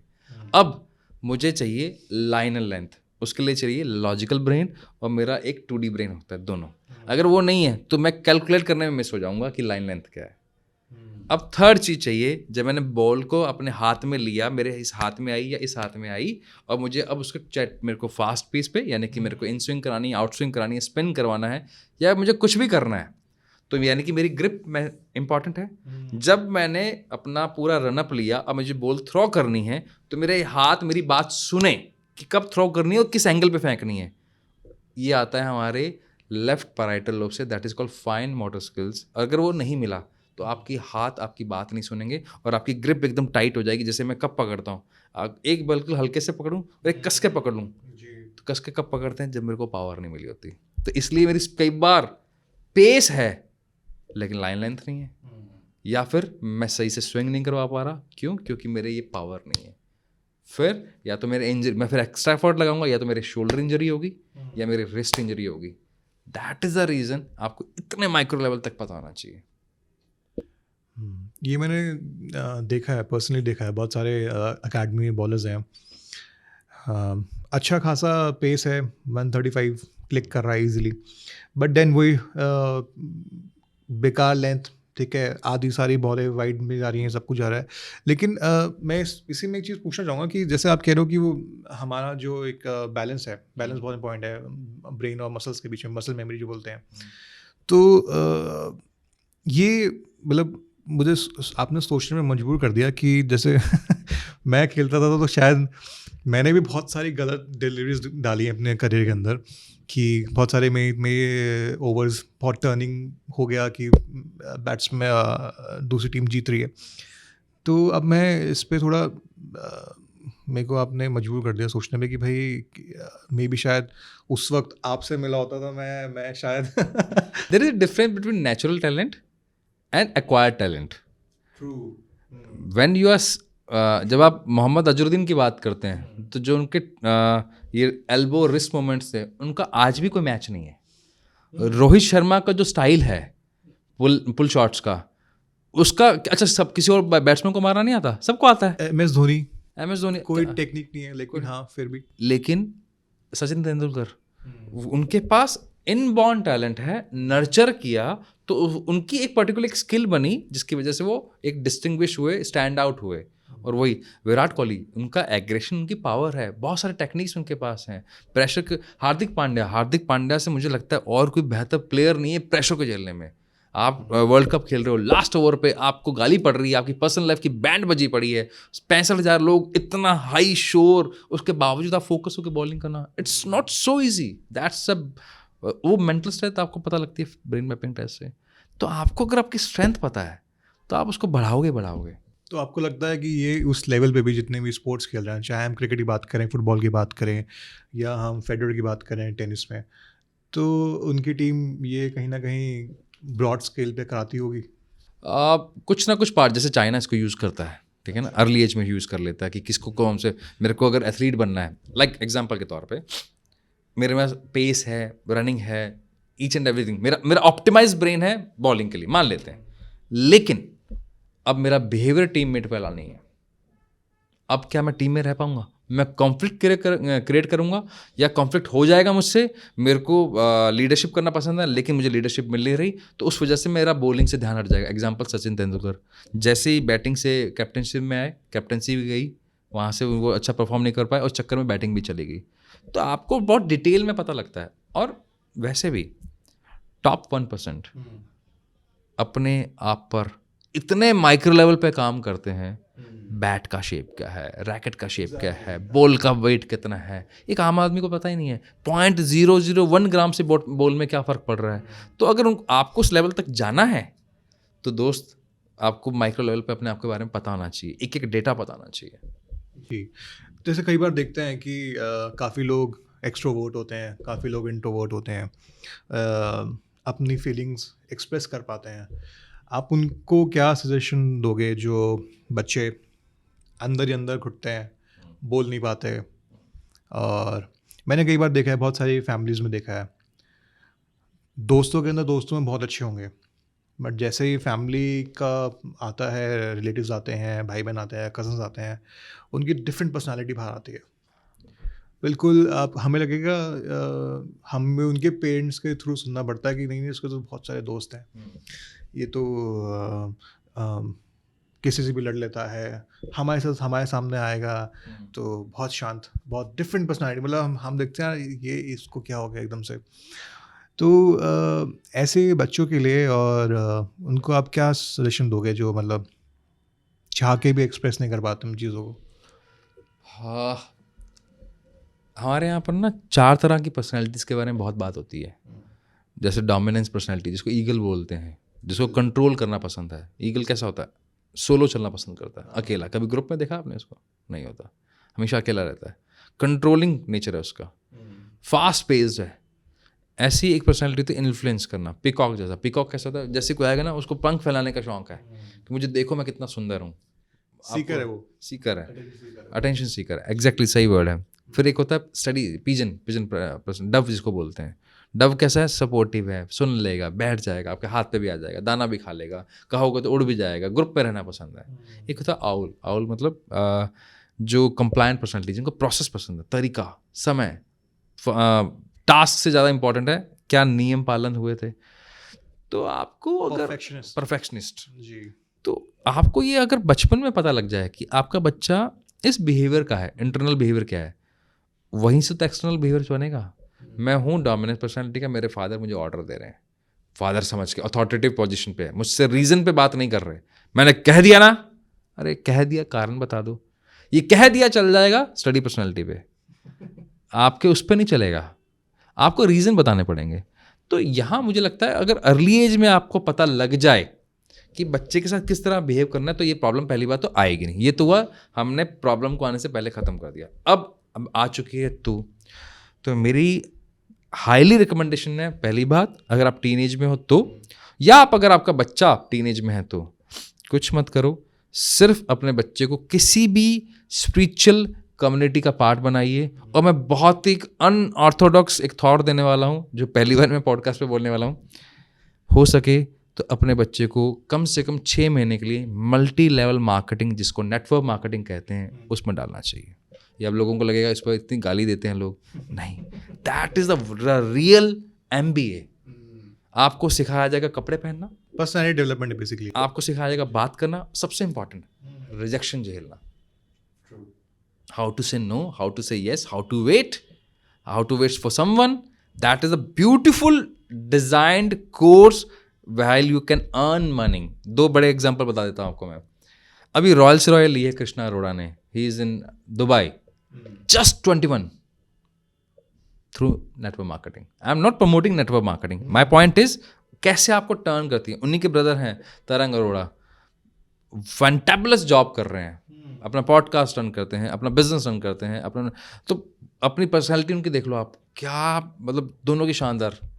कभी किसी नेटवर्क मार्केटर को देखा आपने डल बॉडी लैंग्वेज से? नहीं, क्योंकि उनके ब्लड में डाल दिए। तो आपको चाहिए, अगर आप खुद इंप्रूव करना चाहते हो एज अ टीनेज और एनी एडल्ट जिसको लगता है कि मैं इमोशंस नहीं बता रहा, that is the best place. और स्पिरिचुअल एजेंसी कोई, इस 2 के अलावा मुझे नहीं लगता कोई और बेस्ट वे। हाँ, बहुत सारे वर्कशॉप्स हैं, वो कर सकते हो आप, करना चाहो। आप एक मोटिवेशन स्पीकर भी हैं, ठीक है। मुझे आपकी रिसर्च में बताया गया है कि, और जैसे हम इतनी से बात कर रहे हैं, यूजुअली क्या होता है पॉडकास्ट में, टू बी ऑनेस्ट, कि एक प्रोसेस होता है एक पॉडकास्ट चलने का, कि सर हमारे ये सवाल होंगे और आपको इसको इस तरह बोलना है, वो बोलना है। बट मुझे लगता है कि आपको स्क्रिप्ट की ज़रूरत नहीं होती। आप और भी पॉडकास्ट करोगे तो मुझे नहीं लगता कि आपको कोई आके बताए कि सर आपको ये बोलना है, इस वक्त बोलना है। नहीं, मुझे नहीं लगता ऐसा। ये स्पीकर वाली जर्नी, थोड़ा सा इसके बारे में बताओ। ये कब आपको रियलाइज़ हुआ कि यार ठीक है, अब हम ना ब्रेन मैपिंग तो कर रहे हैं, अब हम टंग मैपिंग भी करके इसको चेंज करते हैं। वाह, एक नया वर्ड मिला मुझे, tongue mapping, wonderful. The first of all, actually I am not a motivation speaker, because motivation is altogether different zone. वो बहुत ही अलग तरह का काम है, उसके अंदर मुझसे 100 गुना बेहतर, 1000 गुना बेहतर लोग बैठे हैं। मेरा मेन काम है ब्रेन की परफॉर्मेंस को बढ़ाना। तो जब मैं फिंगरप्रिंट टेस्टिंग के अंदर था, यानी कि ब्रेन मैपिंग टेस्ट में था, तो ये समझ में आ गया कि लोगों को इसके बारे में अवेयर करना पड़ेगा, क्योंकि हम ब्रेन पढ़ रहे हैं। तो मुझे समझ में आ गया, अगर इस ब्रेन को अर्ली एज में अगर ट्रेन कर दें तो, अच्छा मिड एज में कर दें तो, अगर इसको ओल्डर एज में कर दें तो तीनों के। अभी हमने एक सेशन लिया था रिटायर्ड पुलिस वालों के लिए, DIG लेवल के सब उसमें थे, तो उनके क्वेश्चंस, मैं I am above 60, what should I do, क्या करूँ मैं ब्रेन को कैसे यंग रखूँ। तो वो पूरा सेशन था, वो मेरे लिए आई ओपनिंग सेशन था, क्योंकि हमारा काम था ब्रेन को कैसे यंग करना है। तो we as a person are brain performance coaches, हम लोग हेल्प करते हैं आपके ब्रेन को ट्यून करने में। एंड इसके अलावा कोई अल्टरनेट नहीं है जिससे हम लोगों को अवेयर कर सकें। अब ब्रेन ना भाई सिंपल प्लास्टिक है, उसको ट्रेन करना आना चाहिए। मैं ये बोलता हूँ वो एक्चुअली वो जेट है, एरोप्लेन है, उसको सिर्फ अगर आपने ढंग से चला लिया ना, तो आप उसको आसमान छू सकते हो। अगर नहीं चलाया तो क्रैश होने में टाइम नहीं लगेगा। अच्छा, इसके साथ में एक ब्रेन मैपिंग का एक आखिरी सवाल आपसे पूछता हूँ कि ब्रेन मैपिंग भी हो गई या फिर आपकी पर्सनल जर्नी के हिसाब से भी, कि हम एक मेंटली वेलनेस को कैसे अचीव कर सकते हैं। आप 3 तरीके से बताओ उसको, कि बच्चों के लिए, ठीक है, बच्चे, एडल्ट्स और ओल्ड एज, उनको क्या क्या करना चाहिए कि वो एक राइट डायरेक्शन में पहुँचे मेंटल वेलनेस के लिए। एक काम करते हैं हम ना, बताने से ज़्यादा हम करके दिखाते हैं। और ये ऐसी एक्टिविटी करके दिखाते हैं जो तीनों के ब्रेन पे काम करने वाली है।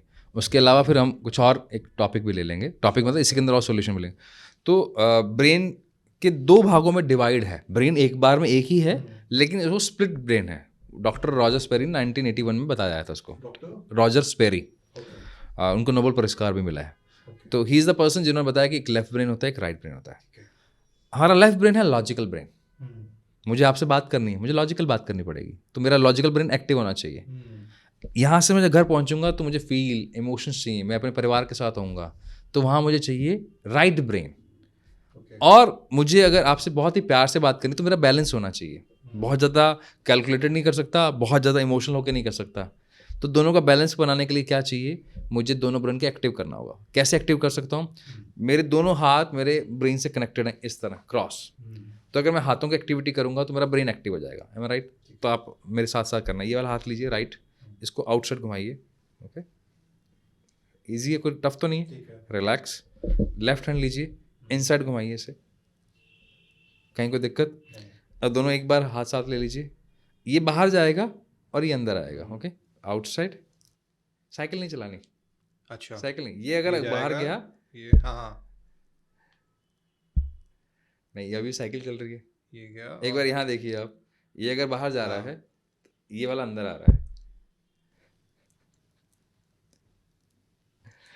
इंटरेस्टिंग है ना? आप भी करके दिखाओ, आपसे हो रहा है, ऑडियंस आपसे सवाल है। नहीं ना, देखो या तो ये ऐसे नहीं घूमेगा, ऐसे नहीं घूमेगा, और दिवाली हम बना नहीं रहे तो ऐसे भी नहीं चलेगा। तो ये अगर बाहर जा रहा है तो ये इनसाइड आएगा। तो that is called brain gym.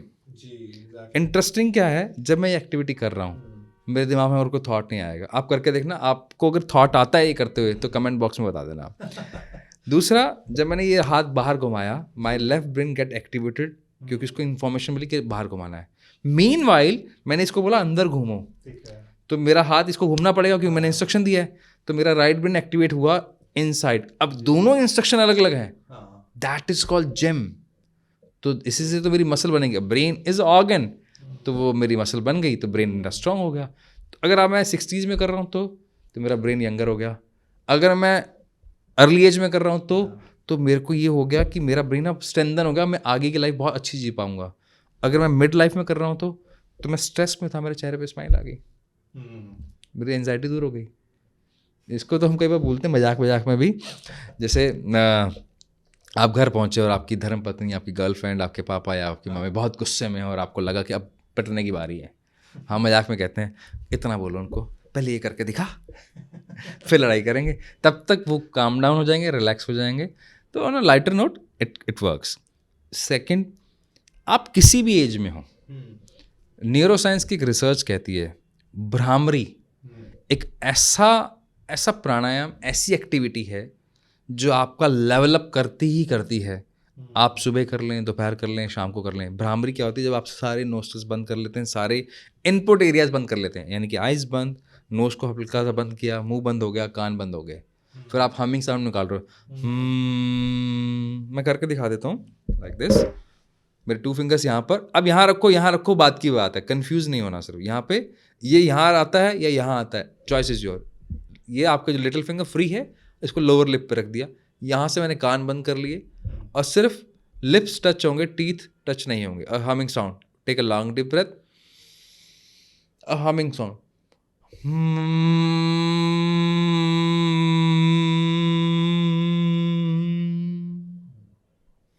Relax. ऐसे सिर्फ आपने 11 कर लिए। एक सिंगल भ्रामरी आपको मतलब नेक्स्ट लेवल पे ले जाती है।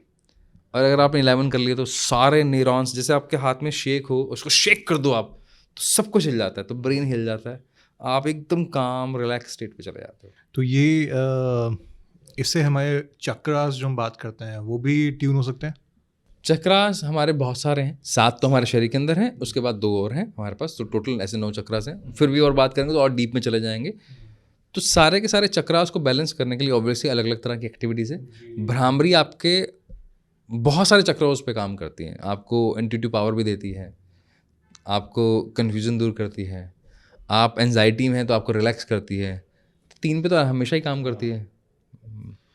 अभी एक सवाल ना जेंजीज के लिए उनकी तरफ से मैं पूछता हूँ कि एक वर्ड आ गया है हमारे लाइफ में, तू तो बहुत टॉक्सिक हो गया है यार, ये रिश्ता बहुत टॉक्सिक है, वो मैं मेरा ट्रॉमा, ये सारे जो वर्ड्स आ गए ना अभी हाल ही फिलहाल 5-6 साल में बाहर आए हैं, बहुत लोगों ने इसको यूज़ करना स्टार्ट किया है। तो आप जो एनालिसिस करते हो मैपिंग से, कोई इंसान आप आइडेंटिफाई कर सकते हैं कि ये रिश्ता टॉक्सिक बन जाएगा? पहली बात तो बिहेवियर से पता लग जाता है। और जैसे आप सीखते कैसे हैं, कोई भी व्यक्ति या तो देखकर, सुनकर या फील कर कर। तो इनपुट एरिया से भी पता लग जाता है कि वो, अच्छा इन तीनों को आपने चीज़ें इन्फॉर्मेशन ले ली मैंने, तो मेरा फिर आता है फ्रंटल कॉर्टेक्स, जिसका काम है इन्फॉर्मेशन जो आपने दी है। ए फॉर एप्पल सिखाया है या मैंने आपको बोला, फिर हम एक शब्द बोलते हैं, क्या मेरे कहने का मतलब ये नहीं था, उसने सुना, उसके दिमाग ने क्या प्रोसेस किया। तो दैट इज अ प्रोसेस से पता लग जाता है कि कैसा है व्यक्ति। आप जैसे एक ही जैसे ये पॉडकास्ट बहुत सारे लोग सुन रहे हैं, जब हमने ऐसी कोई बातें बोली होंगी तो सेम वर्ड किसी को किस तरह समझ में आ रहा है, किसी को किस तरह, तो उसके प्रोसेसर को हम पहले से पता लग जाता है कि ये व्यक्ति किसी भी रिलेशनशिप के लिए बना है या नहीं बना, तो वहाँ से वो पता लग जाता है। और रहेगी आपने एक वर्ड यूज़ किया, अगेन फिर वही हो जाएगा कि विकास बिल्कुल उल्टा बोल रहा है। ये लेबलिंग हमें नुकसान देती है। Why Gen Z word, why millennium word, हमने अपने कंफर्ट के लिए एक वर्ड दे दिया, फिर क्या हुआ, मैंने सभी को उसी कैटेगरी में डाल दिया। सारे पंजाबी ऐसे होते हैं, सारे गुजर ऐसे होते हैं, सारे पंडित ऐसे होते हैं, सारे पुलिस वाले ऐसे होते हैं, सारे पुलिस वाले होते हैं, सारे आर्मी वाले ऐसे होते हैं, सारे होते हैं। आपने लेबलिंग क्यों करनी है? बाउंड्री में डाल दिया। बाउंड्री में डाल दिया। दूसरा, जब आप वर्ड यूज़ करो ट्रॉमा, स्ट्रेस, हमारा ब्रेन बहुत ब्यूटीफुली डिजाइन है, मैग्नेटिक पावर लेके बैठा है। एक सिंगल शब्द, अच्छा मैं आपको जब बोल रहा हूँ कप, तो आपके दिमाग में क्या आता है? अगर मैं आपको बोल रहा हूँ शूज़, तो क्या शूज़ आता है? आपको मैं बोल रहा हूँ जीन्स, तो आपको वर्ड आ रहा है कि पिक्चर आ रही है? जीन्स पिक्चर आ पिक्चर आ रही है। कप की पिक्चर आई, जीन्स की पिक्चर आई, शू की पिक्चर आई। जब मैंने ट्रॉमा बोला तो ट्रॉमा वर्ड तो ना आएगा, उसकी पिक्चर दिखेगी। जब मैंने बोला टॉक्सिक, तो मुझे टॉक्सिक की पिक्चर दिखेगी। तो मैंने मेरे दिमाग में पिक्चर डाल दी, अब मुझे उसी की वजह से दिमाग के पैटर्न फिक्स हो गए। अब इसी वजह से एक साइंस बोलती है, आप किसी भी टॉक्सिक रिलेशन में ना दोबारा वापस टॉक्सिक रिलेशन वाले से ही अट्रैक्ट होंगे। पैटर्न बना ही क्यों रहे हो? Break the patterns. So use the word wisely, smartly, because ये बहुत इंपॉर्टेंट, एक सिंगल वर्ड। अगेन थोड़ा सा कॉन्ट्राडिक्टरी है। हर्ष गुजराल ने एक वर्ड यूज़ किया था 6000 वाला, 6000 पे आपको वोट डाला ना, एक कम्युनिटी को उन्होंने पिंग किया, वो कम्युनिटी कंट्री पिंक कर देती उसने। उसके साथ प्रॉब्लम क्या हुआ, शायद ध्रुव राठी ने भी इस पे कोई वीडियो बनाया है बहुत, इस पे। हाँ, मतलब तो मतलब आपका एक शब्द ने कैसे पूरी इमेज चेंज कर दी पूरी कम्युनिटी की, पूरी कंट्री की, ऐसा है तो नहीं। तो इसलिए शब्दों का चुनाव बहुत सोच समझ के करना चाहिए। और रही बात, जैसे हम बात कर रहे हैं अभी, हम ब्रेन पे काम कर सकते हैं। ब्रेन एक फिजिकल फॉर्म है, माइंड फिजिकल फॉर्म नहीं है। लोग इसमें बड़ा डिबेट करते हैं कि मेंटल प्रेशर है, ये है। तो इसमें एक बड़ा डिस्टिंक्शन है, बहुत सिंपल सा है। मैं इसको ऐसे देखता हूँ कि हम, मेरे लिए माइंड पे काम करना ज़्यादा इम्पॉर्टेंट है।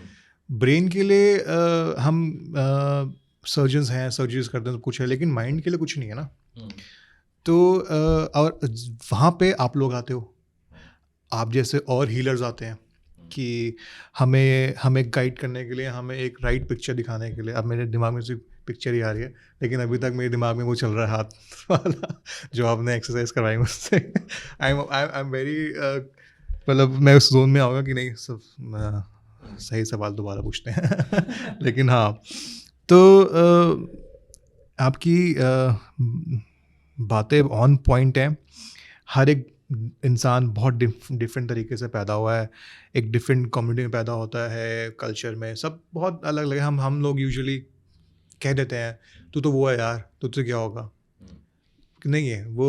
हम टैग जो देते हैं और लेबलिंग जो करते हैं वो हमें लगता है कि भाई अभी बोल दिया किसी के लिए, लेकिन वो बात के लिए बड़ा इम्पैक्टफुल है। और रही बात हर्ष गुजराल की, थोड़ा सा सोशल मीडिया की बात करते हैं। अभी आपने हाल ही फिलहाल में कंट्रोवर्सी देखी होगी उसकी समय रैना की। और अच्छा वाला माइंड है। चेस खेलना बहुत टफ है। लोगों को लगता है कि चेस खेलना उसके दाव खेलना बहुत टफ है, बहुत लंबी चलती है, पेशेंस चाहिए। इतना अच्छा माइंड सेट होगा उसका। अब वो उसने अपनी दुकान खोल ली, बना लिया अपना, सब कुछ कर रहा है। मेरा सवाल आपसे है कि भाई और उस पॉडकास्ट पे उस शो पे वो आया, बहुत बड़ा इंडिया का लीडिंग पॉडकास्टर रणवीर, जहाँ पे हर कोई आना चाहता है कि हम आए एक बार। जो बंदा एक बंदा स्पिरिचुअलिटी की बातें करता है, एक बंदा मेडिटेशन की बातें करता है, मोटिवेशन की बातें करता है, और एक तरफ एक कॉमेडियन है जो एक ब्लंटली सच्चाई भी कहता है। बिल्कुल चाहे वो बुलिंग कर रहा है या फिर किसी को नीचा दिखा रहा है, बट एक तरीके से ब्लंटली बोल रहा है वो। आपके हिसाब से इसकी राइट अप्रोच टुवर्ड सोसाइटी क्या होनी चाहिए? क्योंकि अभी तो अब भतेरी वीडियोस आ चुकी हैं इंटरनेट पे, सब लोग उसको क्रिटिसाइज़ कर रहे हैं। गलत भी है उसने जो बोला। एक बाउंड्री का हमेशा बनानी चाहिए, आप कहाँ हो, कैसे कहाँ बैठे हो, सब कुछ है। लेकिन आपके हिसाब से हमारी माइंडसेट के लिए और एक सोसाइटी पॉइंट ऑफ व्यू से ये कितना डार्क है? जैसे हम देखते हैं बिग बॉस, मुझे ऐसा लगता है कि हम इंडियन मेंटालिटी ऐसी हो गई कि और के घर में क्या चल रहा है हमें देखना है, कि वो लड़ाई कर रहा है, हमें उस लड़ाई से एंटरटेनमेंट मिलता है। बिग बॉस दिखाता है ऐसा, मेरा पर्सनल ओपिनियन है कि I haven't seen big boss. मैंने पहले सीज़न देखा था, उसके बाद से मुझे वो सूट ही नहीं किया कि यार क्यों इतने कलेश देखना है। कलेश देखोगे कलेश आएगा, सिंपल सा भी हम बात कर रहे थे, कलेश देखेंगे कलेश आएगा। तो ये सब चीज़ें। और रही बात इस कॉन्ट्रोवर्सी की, आप इसको कैसे देखते हो? इसके वजह दो पैरामीटर्स पे बात करते हैं। एक साइंटिफिकली, क्योंकि मैं ब्रेन का स्टूडेंट, तो न्यूरो साइंटिफिकली आपके ब्रेन पे क्या इम्पैक्ट पड़ रहा है उसके बात करेंगे। इनफैक्ट बिग बॉस की वजह से क्या फ़र्क पड़ रहा है, और फिर उसके बाद बात करेंगे हमारे समाज पे क्या बात पड़ रहा है। पहली बात, जब भी आप ऐसे किसी कंटेंट को देखते हो जब उसका पार्ट नहीं हो और आप देखते हो किसी ट्रेंड को फॉलो होते हुए, बिग बॉस आपने देखा, आपने कोई बात छेड़ी, आपने कंट्रोवर्सी देखी, आपको नहीं पता दोनों साइड की बातें, और आप ट्रेंड में लग गए, आपकी क्रिटिकल थिंकिंग की बैंड बजा दी गई है। बैड वैगन इफेक्ट ही साइकोलॉजिकल प्रॉब्लम का नाम है। तो यानी कि आपसे सोचने समझने की ताकत छीन ली गई है, आपको जबरदस्ती धकेल दिया गया है किसी एक को चुनने के लिए, सही या गलत, और वो भी फिल्टर्ड आपको इन्फॉर्मेशन देकर। तो आपके पास वो सोच ही नहीं रही। अब आपको अपनी लाइफ के बड़े डिसीजन लेने हैं। अब आपके पास तो रेफरेंस पॉइंट क्या है? इस तरह के बायस्ड अप्रोचेस हैं आपके पास। तो आपने अपनी लाइफ की एस्थेसी कर ली ऐसा पार्ट बनकर। दूसरी बात, मैं तो अच्छा, इनमें वो सारे भी आ गए जो ऐसे ऐसे कंटेंट डालते हैं जिनका हमारे समाज पर नुकसान हो रहा है, और बच्चा उस कंटेंट को देख रहा है, चाहे वो गेम खेलते हुए गाली दे रहे हैं, चाहे कुछ भी कर रहे हैं, वो अपना रोटी सेक रहे हैं। फिर बाद में जो मर्जी बोलो, वो करैक्टर में था, वो ऐसा था, वो फालतू की बात है। तो आप उतने ही सेल्फ सेंटर्ड हो जितना और कोई होता है जिसका काम सिर्फ सर्वाइवल या मेटिंग है, ठीक है ना। तो इसलिए आपकी क्रिटिकल थिंकिंग ऐसी हो जाती है, उसको आपको ध्यान रखना चाहिए। अदरवाइज आप अपने लाइफ के बड़े गोल कभी अचीव नहीं कर पाओगे। You become a mediocre, below mediocre, और ये हो रहा है, तो जानबूझ के किया जा रहा है। दूसरी बात, जब मैं बात करता हूँ, जैसे एग्जाम्पल से समझते हैं, मैं अभी हम राम वर्मा जी के साथ थे, तब भी ये डिस्कशन चल रहा था। किसी का अपनी ही सगी चाची के लिए, मामी के लिए, बहन के लिए मन में कोई ऐसा गलत ख्याल आया, लेकिन हम तो हिंदुस्तान में रहते हैं, तो डर बैठ गया, अरे यार गलत है, पाप है, पाप है, पाप है। अब अचानक एक कंटेंट आता है जिसको लगता है कि मैं ह्यूमर दे रहा हूँ ये, और उसी कंटेंट को देख कर उसमें वो बात करता है। यस, एक कंटेंट और भी चल रहा है जिसमें पर्दे के पीछे जाके अपने सच बताने हैं आपको। हाँ, कन्फेशन रूम में है ना, गुजराल भाई साहब का ही है। हाँ, तो अब वहाँ पर वो कंटेंट प्लेस हो रहा है कि मैंने मेरी भाभी के साथ, मेरे चाची के साथ, मैंने मेरी मासी के साथ, इस तरह का मैंने कुछ। अब जिसने सिर्फ सोचा था उसके दिमाग में रेफरेंस है क्या, वो भी तो कर सकता है। तो यानी कि उसको और ज़्यादा मजबूती मिली, अब उसके मन में और आएगा। अच्छा, जिसको इस बारे में पता ही नहीं है, उसके मन में अच्छा ऐसे भी सोच सकते हैं। जिस भाभी को हम माँ मानते थे, जिस मासी को मामा, तो अब मतलब वो दायरे खत्म हो गए। और वही हमारे हिंदुस्तान की सबसे बड़ी स्ट्रेंथ है। रिश्ते हमारे हिंदुस्तान की सबसे बड़ी स्ट्रेंथ है। तो आपने उस पर आपने खेला, तो आपने अपने ब्रेन में ऐसे ऐसे रेफरेंस डाल दिए जो कहीं नहीं होने चाहिए थे। फिर ऊपर से आपका जो आसपास का एनवायरनमेंट है वो है इम्पल्सिव। ऑलरेडी जितने भी रेप केसेस हैं उसका 82% रेप केसेस घर के सराउंडिंग में रिश्तेदारों, मतलब नॉन की वजह से होता है। रिश्तेदार नहीं बोलूँगा, सॉरी, लेकिन नॉन फैक्टर की वजह से होता है। बाकी तो बाहर के हैं। अब आपने इसको और ज़्यादा मजबूती दे दी, क्योंकि अब ये तो चलता है वाला एटीट्यूड आ गया ना। अब चलता है क्या होता है, पहले डायबिटिक बहुत बड़ी बीमारी थी, डायबिटिक होना ये तो चलती है यार, ये तो हर किसी को है। तो बहुत बड़ी से हम चलता वाले एटीट्यूड पे आ गए। और जब ये आएगा तो समाज बिखरेगा, और बिखर रहा है। इसका नुकसान कैसे हो रहा है, एग्जाम्पल से अभी बहुत सारे कंटेंट देख रहा हूँ। एक माँ बेटे का कंटेंट है, वो बात कर रहे हैं कि ठंड बहुत आ गई है, रजाई दे दो। माँ बोलती है रजाई ला देती हूँ। 10 साल का बच्चा, रजाई नहीं लुगाई का समय है। 10 साल का बच्चा अपनी माँ से कैसे कह सकता है? मैं समझ से बाहर है। क्या कंटेंट डाल रहे हो? कहाँ गई वो आंखों की शर्म?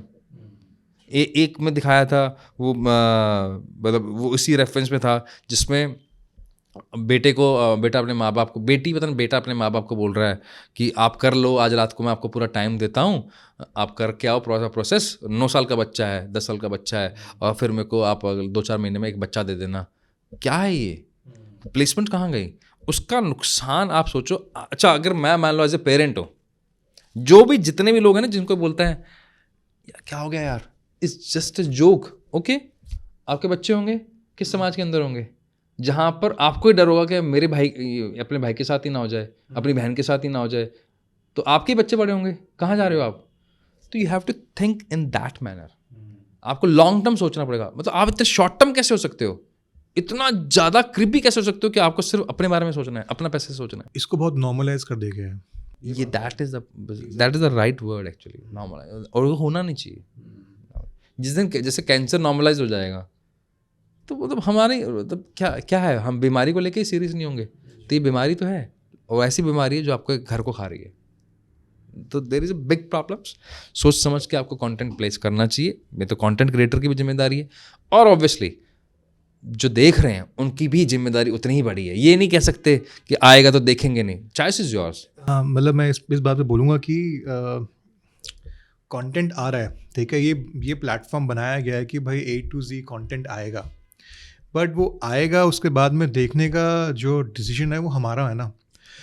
हमारी सोसाइटी मुझे ऐसा लगता है एक बड़ा डार्क फेज में जा रही है। जितना हमारी यंग पॉपुलेशन है पूरे वर्ल्ड में, हम एक डार्क फेज में स्टेप इन कर चुके हैं, जहाँ पे कंटेंट क्रिएशन के नाम पे हम बहुत ही बेकार चीज़ देख रहे हैं। और बहुत लोग बहुत मेहनत करके बहुत अच्छा कंटेंट लेके आते हैं, बहुत सुंदर सुंदर ट्रैवलिंग वीडियोस हैं, उनको वो रीच नहीं मिलती। एक बंदा लेटा हुआ है बिल्कुल कीचड़ के अंदर, 100 मिलियन। एक चाय बना के बेच रहा है, बिल गेट्स आ गया है। मैं उन चीज़ के लिए नहीं बोलूँगा कभी कि भाई उनका क्रिएशन नहीं, उसका क्रिएशन था, बोलना करना का स्टाइल, बट हम किसको प्रमोट कर रहे हैं, हमें वो सवाल वाला बहुत इंपॉर्टेंट है। जो जहाँ से मतलब मैंने बोला ना हमारी जर्नी कहाँ शुरू हुई थी, why I am here, I am a contributor और आई एम ए डिस्ट्रक्टर। ये मुझे देखना पड़ेगा कि मैं कंस्ट्रक्टिव काम करने आया हूँ डिस्ट्रक्टिव। तो वो आपको देखना है, आप समाज में, आप अपने कंट्री को क्या देने वाले हो, देने वाले हो कि तोड़ने वाले हो, वो आपको डिसाइड करना है। ये कह के नहीं बच सकते कि मेरा काम है। हम बात करते हैं मेंटल हेल्थ की ना, मेंटल हेल्थ का सबसे बड़ा एक अच्छा सबसे पॉजिटिव चीज़ है उसको डील करने का ह्यूमर।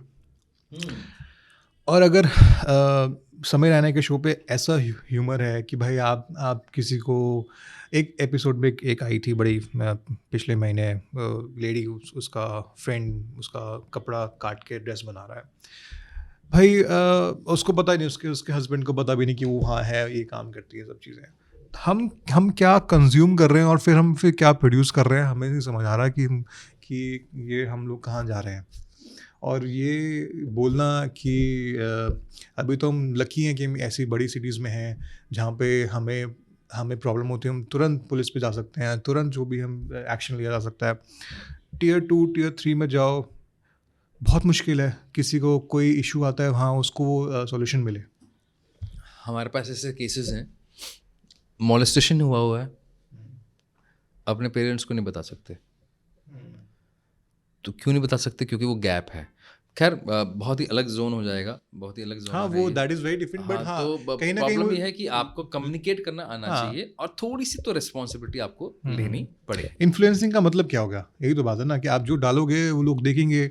आपने इतनी मेहनत करके उस रणवीर ने अपना बनाया 10 साल का वो जर्नी पूरा, और हालांकि अब हर कोई उसको खाने को पड़ रहा है। आई एम वेरी श्योर उसकी भी मेंटल हेल्थ अभी यहाँ वो बहुत डिस्टर्ब होगा, उसको भी कुछ ना कुछ करना पड़ेगा। चलो ठीक है, मैं आपसे एक आखिरी सवाल पूछता हूँ।